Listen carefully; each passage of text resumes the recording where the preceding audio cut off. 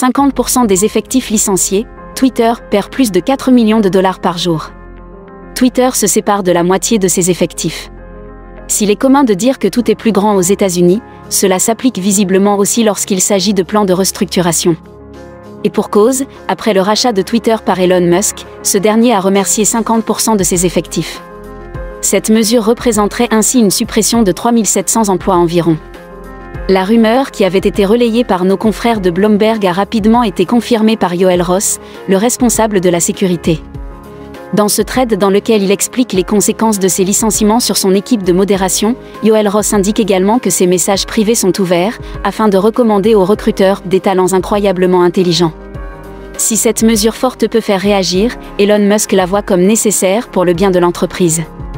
Citation, concernant les licenciements chez Twitter, malheureusement, il n'y a pas d'autre choix lorsque l'entreprise perd plus de 4 millions de dollars par jour.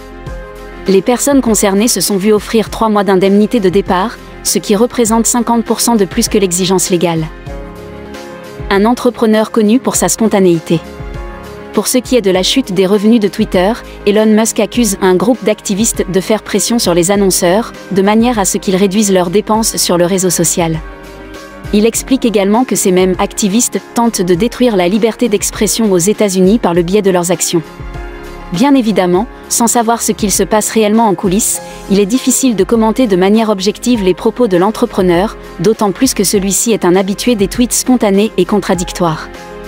Preuve en est, alors qu'il se place ici en défenseur de la liberté d'expression, il s'interrogeait moins de 24 heures plus tôt sur la légalité du bavardage. Nous l'aurons donc compris, il n'est pas toujours avisé de prendre Elon Musk au pied de la lettre. Dans un registre plus terre à terre, Twitter n'est pas le seul géant technologique à devoir faire face à des réductions d'effectifs, bien que celles-ci soient particulièrement élevées. Dans des proportions plus mesurées, le fournisseur de paiement Stripe s'est par exemple séparé de 14% de son personnel ces derniers jours.